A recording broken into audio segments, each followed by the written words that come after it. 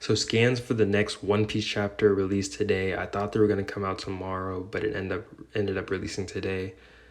This manga just keeps coming out earlier and earlier. I remember it was on Friday, then Thursday, and now Wednesday.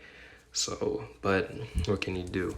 The point is, it came out today, and I'm here to give my thoughts and recap. So let's not waste any time. Let's get into it. First, I'm gonna do my recap, and then I'll get my thoughts on it at the end. So this chapter was titled "The Attempted Murder of a Celestial Dragon," with the chapter beginning with Sabo encountering Jewelry Bonnie, with them of course having the same objective in saving Kuma. She ends up tagging along with him for a little bit. Sabo also learns that she is his daughter, of course, Kuma's daughter. Sabo says he's heard about Kuma having a daughter, which prompts Bonnie to tell him about how she's been keeping tabs on the revolutionaries. And because she knows about their business, she knows like what they're all about, she trusts them. She trusts them to bring Kuma back from all this. Save him, basically. Karasu then shows up, and Sabo hands over the keys to the slaves' collars to him, completing his part of the mission, with him telling Karasu that he'll be right behind them when he finishes his business in the castle. Sabo then asks Bonnie about her next move, with her replying that she's going to Egghead. We all know why she's there. That's what the current arc's about. We know why she's there already. Just then, some guards catch up to them with Sabo and Sabo and Bonnie hiding away, with them also overhearing a conversation between the guards about the legendary Phantom Room. After this, Sabo and Bonnie part ways as Egghead is in the opposite direction of where the revolutionaries are headed. Bonnie comments on how a radical revolutionary could be so kind. And with that, they're off. They're going their separate ways. We then go to King Cobra and his meeting with the 5 elders. This is definitely the part of the chapter I was waiting for. This is definitely what I've been waiting for. He basically gives history on the world government, celestial dragons, and how they were formed. All 20 monarchs were considered equal, and to make sure no dictator would rise above them, they created an empty throne, with each of them placing a weapon around it to symbolize that they'll never sit on it. Nobody will ever sit on the throne. They're all equal. At the same time, new royal families were picked to rule, with them still being in power today. In order to make sure the transition was smooth, all references to previous rules were removed from the founders' respective home countries. With the exception of Alabasta, Queen Lily was one of the founding 20 monarchs, but she did not stay to become a celestial dragon, with her returning to Alabasta to continue her rule there.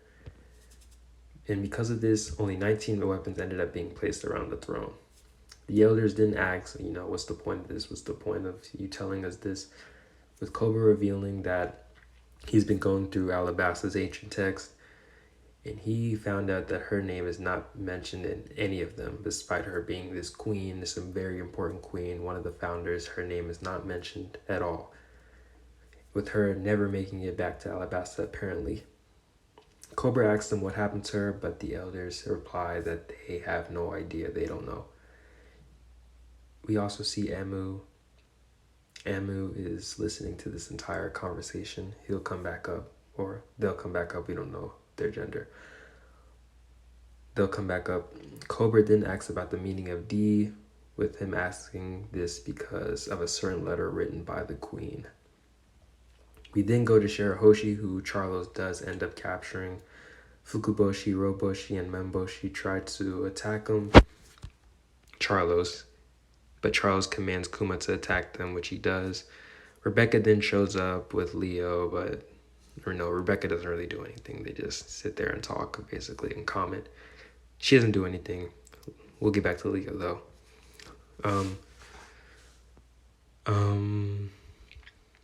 Fukuboshi then starts arguing with Mojisard. I hope I said his name right. He starts arguing with him because he feels that because he's royalty, he should stand down. He shouldn't attack him. And while they are arguing, Sai and Leo both launch attacks on Charlo, smashing his head in. I can't wait. Let me just get through the summary, and then I'll get into that. Morley and Karasu then snatch Kuma away. They get him away during all the commotion, so they save him. We then go back to Cobra and the 5 elders. So this is where the chapter ends. We see IMU.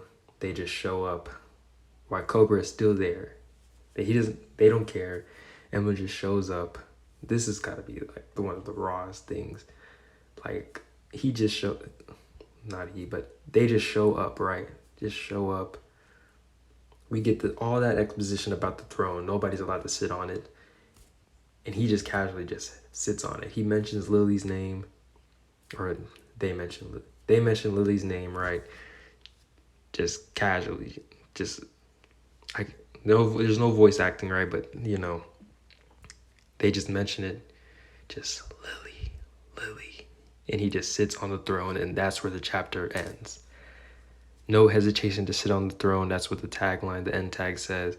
He just sits on it after all that all that exposition about the throne, all that stuff. They just come and sit on it casually.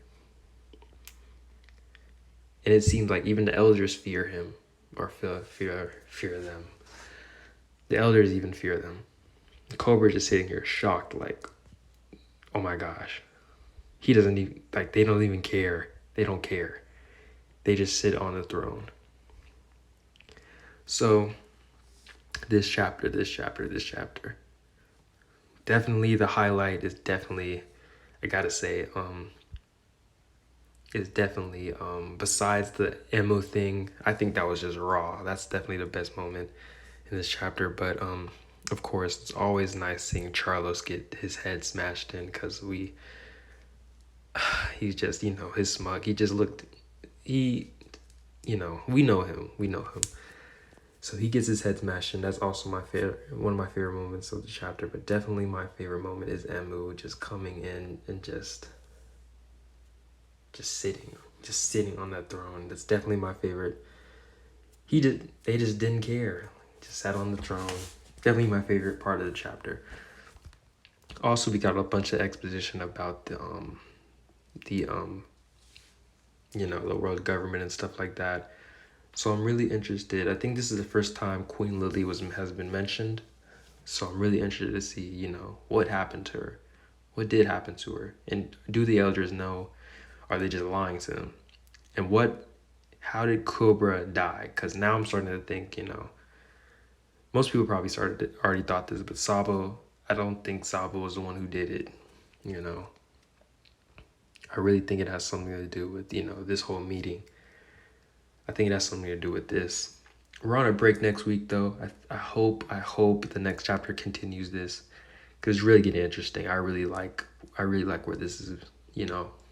This One Piece build up. I love how they build things up, and I'm really invested. So I really hope the next chapter does continue. We don't go on to anything else yet. I hope they continue with the revolutionary Cobra stuff and the Reverie stuff.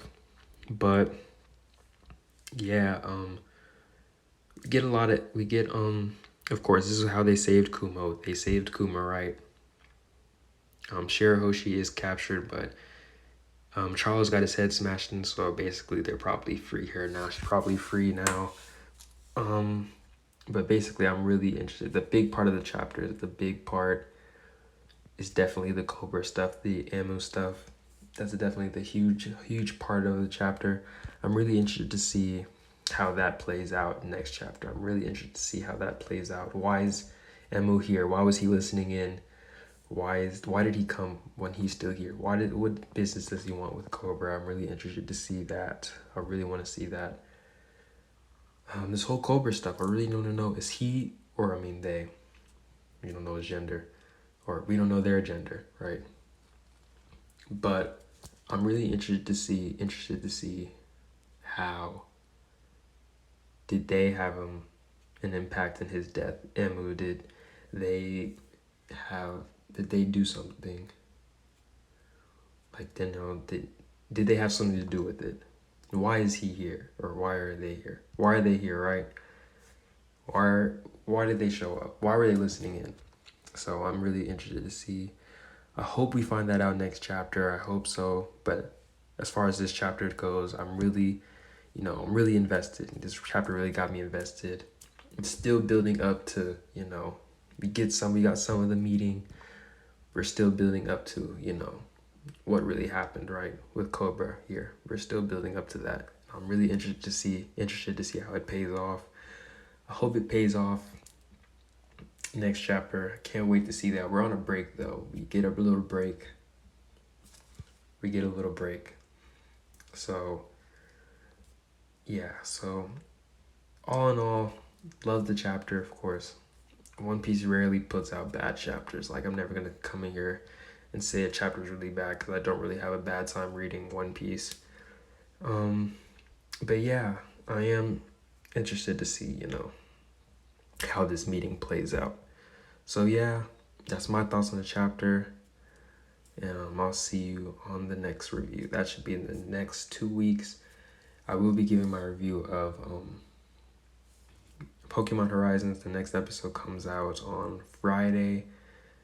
this Friday, so I will be giving my review on that too. So that's it for my One Piece review though, my One Piece thoughts and recap, and I will be uploading that review on, I think, probably Saturday morning. So that's all for me, and I'll see you on the next one.